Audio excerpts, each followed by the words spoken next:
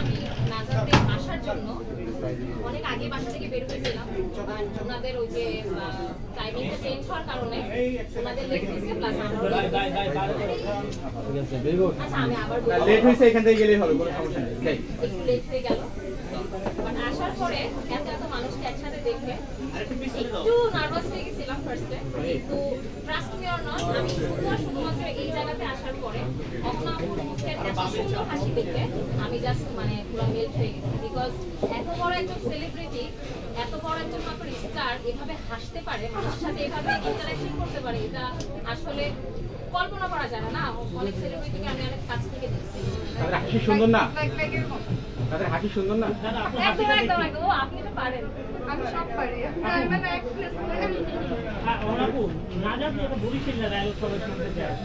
আপনাকে কতবার বলবো, মোর মুখনে যদি বরিশালের ভাষা শুনতে এত ইচ্ছে করে, কেন ইউটিউবে নাই সেইখানে যাইয়ে কি আপনারা ওই একটু নাটক সার্চ দিয়ে দেখতে পারেন না? অনেক নাটক আছে, আর ওই বরিশালের ভাষা আপনাকে শুনে এন্টারটেইন করতে পারবো। গরম লাগে তোমরা প্রত্যেকদিনই এই বরিশালের নাটক তা তো দেখবেন, সেকেন্ড চ্যানেল বইয়ে থাকবেন, দেখবেন না? নাজাত দিয়ে বরিশালের ভাষায় কিছু বলেন। বরিশালের ভাষায় নাজাত নিয়ে আসলে নাজাতের বলতে কেমন নাজাতের অডিয়েন্স সম্পর্কে যদি এক্সট্রা পেমেন্ট দিবেন নাজাত আপনাকে এই জন্য। আপনারা যারা বসে পড়েন, যারা একটু নিজেকে ঢেকে রাখতে চান, যারা উদ্যম থাকতে পছন্দ করেন না, তারা এখানে আসবেন। উদ্যম হবে আরেকটা এই বিষয়টা আসবে একটা জন্ম নেয়।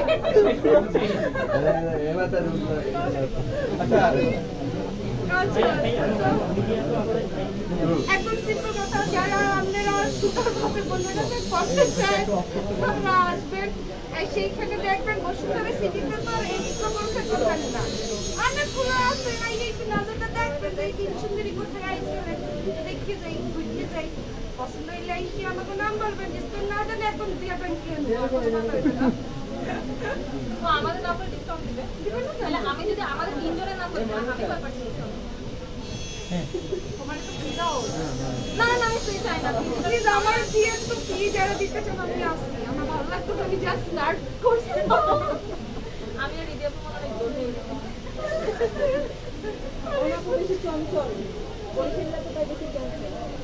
আমি বরিশাল না হলো মনে হচ্ছে অঞ্চলই একদিনে হয় না, রোজায় রোজায় ধরছে। আর যে গরম, আমিও তো ভোলা, বরিশাল না এক্স্যাক্টলি ভোলা, ওই বরিশাল বোলা মানে আগুন। হেলা গেরা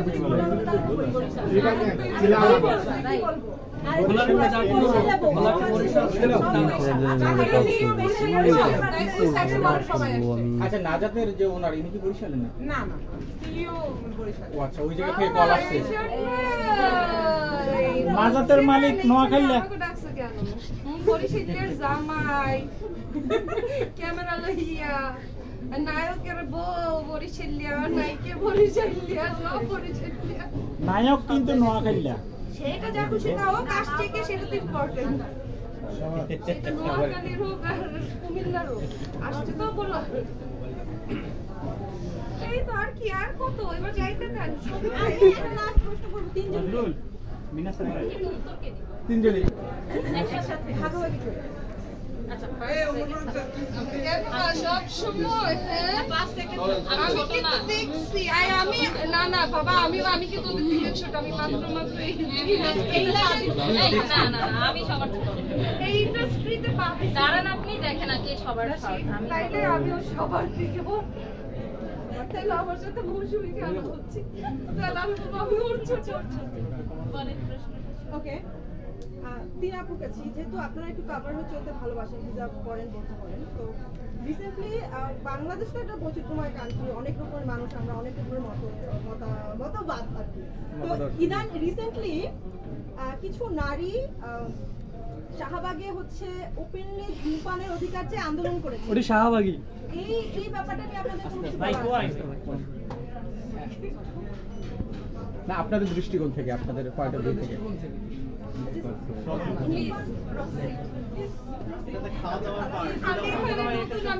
আমি যদি কিছু বলি জন্ম নেবে আরেকটি কন্ট্রোভার্সি চলবে 2 বছর। এটাই জানতে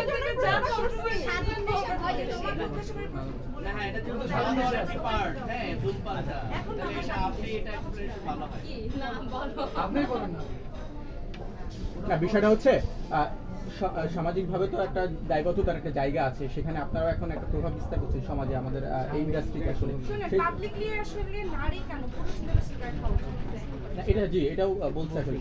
দেখেন একজন যখন ধূমপান করে পাশের মানুষের কিন্তু বেশিরভাগ সময় অস্বস্তির একটা কারণ হয়ে দাঁড়ায়।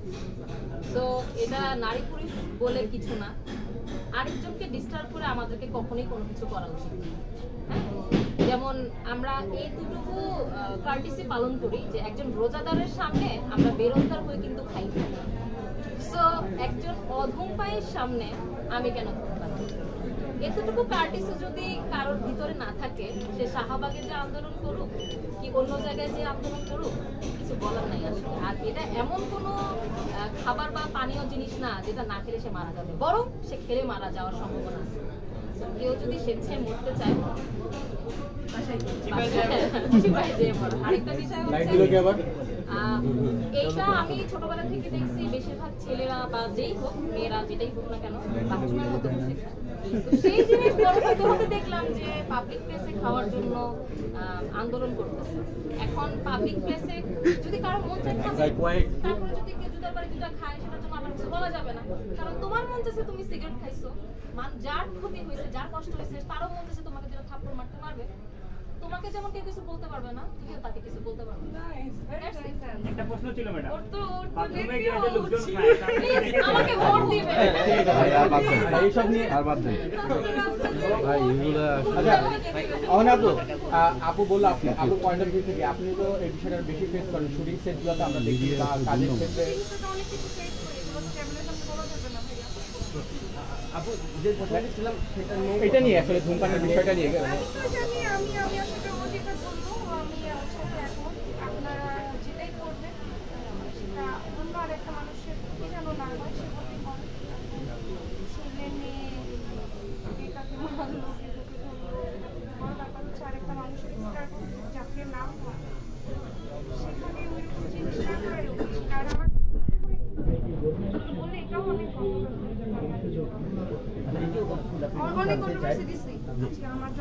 একটু জানতে চাই আপু, যে সেটা হলো যে অনেকেই বলছে যে তাদের আসলে পরিবারের সেইভাবে আসলে তাদের গাইড দেয় নাই বলে তারা আজকে এইরকম একটা সিগারেট নিয়ে আন্দোলন করতে পারে, যে এটাকে বাধ্য করা মানে ইয়ে করা। এই যে আপনার প্রশ্নের মধ্যে আপনার অ্যানসারটা আছে।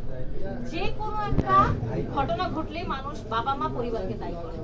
সো আমরা আমাদের জায়গা থেকে এমন কিছু কেন করবো যেটার দায়ভার আমার ফ্যামিলির নিতে হবে? আমি আজকে ভালো কিছু করলে যেমন দুইজন মানুষ এসে বলবে যে আচ্ছা অমুকের মেয়ে ভালো কাজটা করছে, অথবা অমুকের মেয়েও বলবে, বরং আমার বাবা মা হেঁটে গেলে বলবে যে অমুকের বাবা মা যাচ্ছে। তো খারাপ কিছু করলে কিন্তু 10 জন মানুষ বলবে যে অমুকের বাবা মা ফ্যামিলি থেকে আসছে।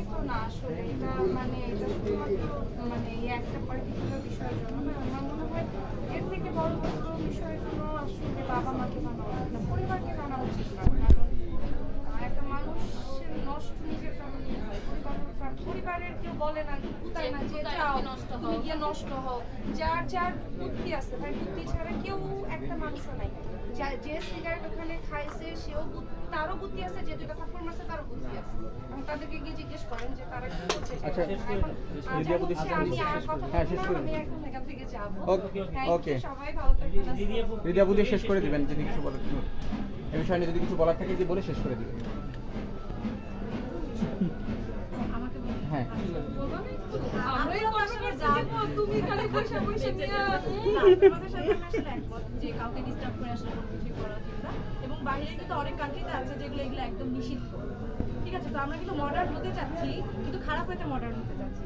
কিন্তু দেখা যাবে যে আপনি যদি ইভেন আমেরিকাতেও যান কিছু কিছু এইরকম জিনিস যেটা আমরা এখন চাই ওপেনলি হোক আমাদের বাংলাদেশে, সেটা কিন্তু ওইসব কান্ট্রিতে কিন্তু ওটা একদম নিষেধ, বা একটা নির্দিষ্ট টাইমের বাইরে বা একটা নির্দিষ্ট লোকেশনের বাইরে আপনি এগুলো করতে পারবেন না। ওদের অনেক নিয়ম বা আছে, বাট আমার মনে হয় কি আসলে আমরা কখনো নিয়মগুলো আসলে বাংলাদেশের আমরা খুব একটা ভালো মতো ফলো করতে যে হবে বা ফলো করা উচিত বা কার্টেসিটা মেনটেন করাটা একটা ভদ্রতা, এটা আসলে আমরা খুব একটা নিজেরাই শিখি নাই বা আছে না সমাজে আমরা এভাবে অতটা হাইলাইটেড হয় না এই বিষয়টা। দ্যাটস ওয়াই এখন দেখা যাচ্ছে যে যেটাই হচ্ছে সেটাই মনে হচ্ছে আমার অধিকার খণ্ড করছে। তো আমার কাছে আরেকটা জিনিস মনে হয় যে সাংবাদিক ভাইয়েরা বা অন্যান্য মানুষরা এই যে শাহবাগের যে ম্যাটারটা এটাকে এত বড় করতেছে, কিন্তু একটা নিউজে আমি দেখেছি ৬২ ঘন্টায় ৭৪টা ধর্ষণের মামলা হয়েছে, সেটা নিয়ে কেউ কোনো কথা বলছে না। তো এটা নিয়ে কথা বলা উচিত, বরং যেখানে ধর্ষণ হচ্ছে এখন অনেকে বলে যে হ্যাঁ মেয়েরা ছোট ছোট কাপড় পরতেছে, এখন ভাই ৬ বছরের বাচ্চা ও কাপড় সম্পর্কে কিছু জানে না, ও রেপ হচ্ছে। ৭০ বছরের বুড়া মানুষ সেও রেপ হচ্ছে, যে ফুল কাপড় সেও রেপ হচ্ছে, যে উলঙ্গ কাপড় চোপড় পরে থাকে সেও রেপ হচ্ছে। সো রেপ যারা, আমি একটা সিম্পল কমেন্ট করতে পারি না এখানে, আপনারা এটা নিয়ে কোনো কথা বলেন না, তো আপনারা ঠিকই শাহবাগের ওই জায়গাটাতে, কারণ এটা হচ্ছে আপনাদের, এটা আপনার ইচ্ছা করে হয় যে আমি যেখান থেকে আমাদের মুখ থেকে এমন কিছু বেরো যেটা কন্ট্রোভার্সি হয়, কেউ কিন্তু একটাবারের জন্য ধর্ষণের কথা বলেন না, যে বাংলাদেশে যে এত ধর্ষণ হচ্ছে সেগুলো নিয়ে আমরা কি ভাবছি বা আপনাদের কি করা উচিত। আমার কাছে আপনারা একটা মানুষও, আমি লাস্ট কয়েকদিন ধরে আপনাদের সাথে দেখা হচ্ছে, কেউ ধর্ষণ নিয়ে কথা বলছেন না, কিন্তু আজকে কি একটা মেয়ে থাপ্পড় খাইছে সিগারেট খাওয়ার কারণে, সেটা নিয়ে আপনারা কথা বলছেন। কিন্তু মানে একটা মাদ্রাসায় পড়ুয়া মেয়ে, সে যখন রেপ হচ্ছে, তার মা যখন কান্না করে বলতেছে আমার মেয়েটা কোরআনে হাফেজ, ওকে নিও না, ওইটা নিয়ে আপনারা কেউ কোনো কথা বলছেন না। মানে এটা ঠিক না, এটা তাইলে তো হয়ে গেল একতরফা, মানে যাই কথা আপনাদেরও আসে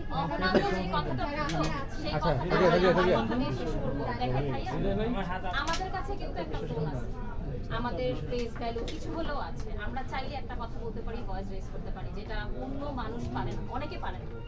সো আমরা যেন আমাদের মোবাইলটা বা ডিভাইসটা বা আমাদের ফেস ভ্যালুটা বা আমাদের মুখের কথাটা এমন কাজে বা এমন কি বলবো ওয়ার্ডে ইউজ করি যাতে মানুষের উপকার হয়। হ্যাঁ, যে তা না হলে না ওই সাধারণ মানুষ আর আমাদের মধ্যে কিন্তু পার্থক্য থাকবে।